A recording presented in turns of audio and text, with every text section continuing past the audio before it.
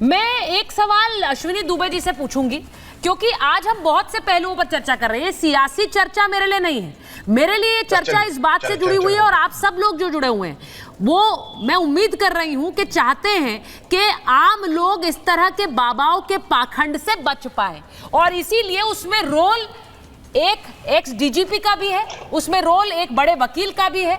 पवन सिन्हा जी तो हम देखते आए हैं कि किस तरह से लोगों का एक मार्गदर्शन करते हैं, तो पवन सिन्हा जी आपका भी एक बहुत बड़ा रोल है, और इसीलिए मैं पहले एक बार अश्विनी जी से पूछूंगी। अश्विनी जी से जरा बताइए, बार बार ये कहा जा रहा है कि बाबा के नाम पर तो एफआईआर नहीं है, एफआईआर नहीं है तो उन्हें कैसे अरेस्ट किया जाए, उन्हें कैसे पकड़ा जाए। अरे इस तरह का जो गोरख धंधा हो रहा है, उसके सेंटर में, उसके केंद्र में जो व्यक्ति है, क्या वो गुनहगार नहीं है? कि मौत का प्रवचन सुनने के लिए, किसके मौत का प्रवचन सुने? मौत का प्रवचन देने वाले उस बाबा का प्रवचन सुनने के लिए लाखों की भीड़ आई। आयोजक मंडल की भी जिम्मेदारी होती है, बाबा की भी जिम्मेदारी होती है कि ये इन्फॉर्म करे एडमिनिस्ट्रेशन को। जब 80,000 की परमिशन दी गई तो 2.5 लाख लोगों का वहां पहुंचना प्रथम दृष्टया साबित करता है आयोजक मंडल की तरफ से और मौत का प्रवचन दे रहे उस बाबा की तरफ से, जो डिसीटफुल लोगों को, भोले भाले लोगों को बहका कर, फुसला कर, गलत दावा दिखाकर, गलत क्लेम करके एक भीड़ में आने के लिए। ये ऐसा नहीं कह सकते आप फर्स्ट हैंड रिस्पॉन्सिबिलिटी की कोई चमत्कारी भगवान वहां उत्पन्न हो गए, ईश्वर। एक डिसीटफुल क्लेम करने वाला नवरंगी कपड़ों में बैठा व्यक्ति जो ये कहता है कि मेरे पास असीम शक्तियां हैं, जो सीसीटीवी फुटेज नहीं लगाता, जबकि मैंडेटरी होता है ऐसी चीजों को करने के लिए। और पुलिस प्रशासन की व्यवस्था सुचारिता जी बाहर की है। घटना के लिए जिम्मेदारी इसलिए बाबा की, क्योंकि अंदर की व्यवस्था उस बाबा की ही थी, बाबा की ओर से की जानी थी। बाहर की कानून व्यवस्था रखने की जिम्मेदारी एक फर्स्ट टाइम कह सकते हैं पुलिस प्रशासन की। उसके अलावा सिर्फ आयोजक मंडल नहीं, किसको देखने के लिए आए। और सबसे बड़ी चीज जो रेस्क्यू की बात की, उसी समय अपने 5,000 की फौज के साथ इस पाखंडी का वहां से निकलना, यह साबित करता है कि वो लीस्ट बॉदर्ड है उन लोगों के लिए जिनको वो भोले वाले लोगों को अपनी तरफ जो है आकर्षित कर रहे हैं अपने लोक लुभावने झूठी बातों से। ये सिर्फ पॉलिटिकल गिमिक है। ये एक ऐसी घटना है, दर्दनाक घटना है, हादसा नहीं है, सैकड़ों की मृत्यु हुई है। इतने संवेदनशील मुद्दे पर राजनीति अमानवीय और नेताओं की असंवेदनशीलता को दिखाती है। सुचारिता जी, बड़ा गंभीर मसला है। एंट्री एग्जिट पॉइंट नहीं बना था। आदरणीय विक्रम सिंह जी हैं यहाँ पर, उनसे पूछिए। आदरणीय पवन सिन्हा जी हैं, उनसे भी पूछिए। भाटी साहब भी, अनिला जी हैं। आने जाने के लिए जहां रास्ता नहीं बनाया गया हो, एक कच्चा रास्ता हो, प्रथम दृष्टया यह साबित करता है कि फेलियर था वहां पर। 2.5 लाख लोग पहुंच जाए और दूसरा आयोजक फरार हो जाए। आयोजक के साथ ये प्रवचन देने वाला, जो डिसीटफुल प्रवचन देने वाला, जैसा उन्होंने कहा कि ब्लैक मैजिक का हमारे यहाँ जो बैन है, लॉ जिसको नहीं परमिट करता है, वो आता है, सीसीटीवी फुटेज नहीं होता। क्या चमत्कार दिखा रहा है। बात है, मैं आपको बताऊं पवन सिन्हा जी, मैं आपके पास आ रही हूं क्योंकि आप एक तरह से अपने आपके आश्रम में बहुत से लोग आते हैं, वो बहुत से सवालों के साथ आते होंगे। देखिए, क्योंकि आध्यात्म का सवालों से तो जुड़ाव है ही, तो बहुत से सवालों के साथ आते हैं। तो क्या उन सवालों के जवाब में आप उन्हें ऐसी चाय पिलाते हैं जिसके बाद उन्हें भगवान दिखने लग जाते हैं? क्या आप उन्हें समोसा खाने को कहते हैं जिसकी चटनी के खाने के बाद सारे उनके दुख दर्द दूर हो जाते हैं? ये पाखंड है। बिल्कुल ठीक है आपने, ये 100% ऐसा कितनी संभव है ही नहीं धरती के ऊपर। ऐसा कोई व्यक्ति नहीं, कोई ऐसी शक्ति नहीं। जो एकमात्र शक्ति है वह है ईश्वर।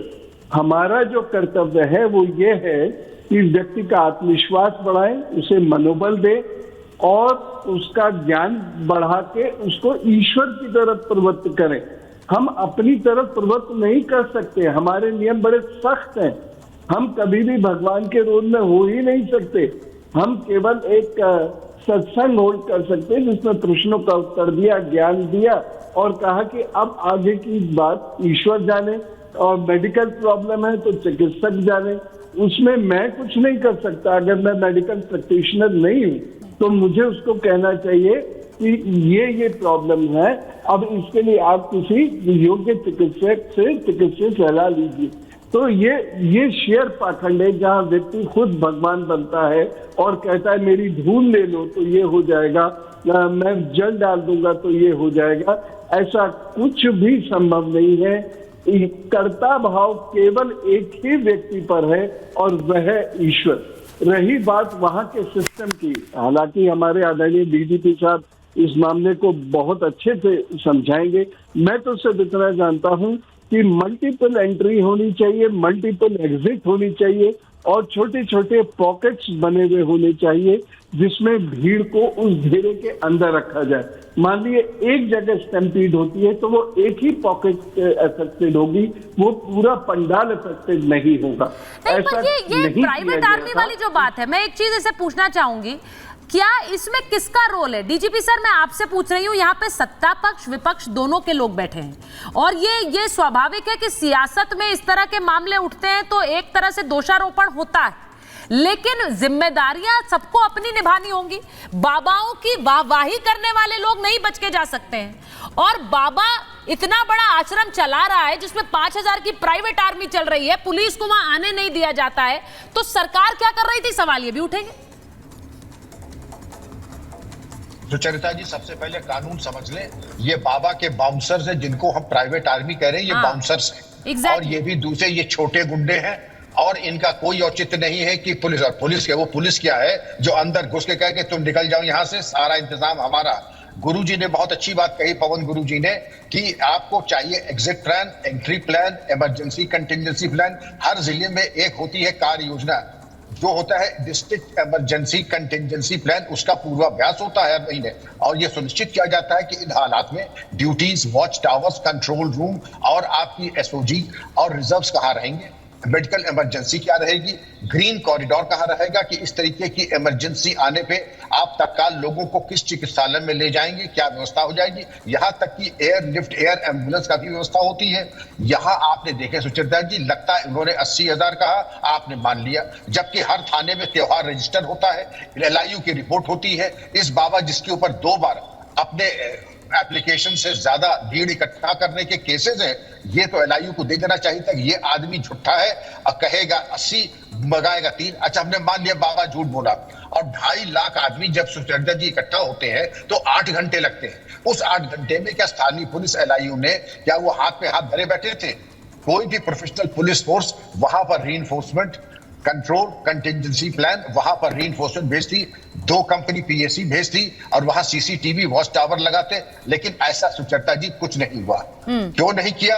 क्या ये बिल्कुल ही किंग कर्तव्य विमूढ़ थे? क्या वो भी उस सम्मोहित हो चुके थे? अरे मैं तो समझ रहा हूं, अब मैं क्या कहूं, मैं तो बड़ा निराश हूं इस तरीके की व्यवस्थाओं के ऊपर।